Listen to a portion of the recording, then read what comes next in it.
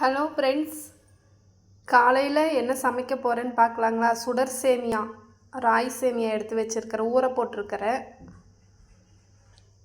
இது தண்ணியில் ஊற போட்டிருக்கிறேன். ஒரு 2-3 நிமிஷம் ஊறணும். 5 நிமிஷம் கழித்து தண்ணியெல்லாம் எடுத்துட்டு ஒரு 5 நிமிஷம் உலர்ந்த பிறகு அப்புறம் இட்லி சட்டியில் வேக போடலாங்க. ஒரு 5 நிமிஷம்.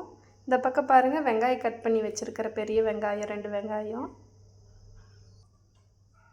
இங்கே பாருங்கள், இளநீ வாங்கிட்டு வந்த அப்படின்னு ஹஸ்பண்டு இப்போ காலையில் குடிக்கலான்னு கட் பண்ணி வச்சுருக்கா. அப்படி அவர் ஒரு டம்ளர் குடிச்சிட்டு எனக்கு ஒரு டம்ளர் வச்சுருக்கா. அப்படி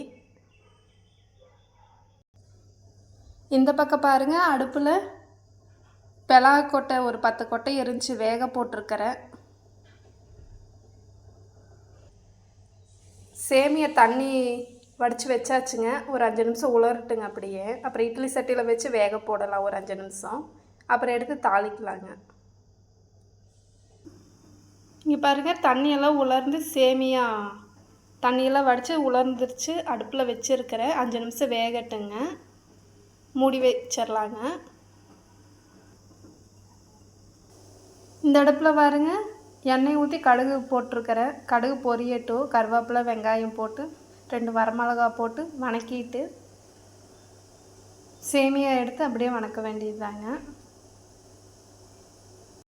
வெங்காயம் கருவேப்பிலையெல்லாம் போட்டு வதக்கியாச்சுங்க. உப்பெல்லாம் தேவையான அளவு போட்டாச்சுங்க. வெந்துருச்சுங்க சேமியா. எடுத்து ஒரு பெரட்டிடலாம்.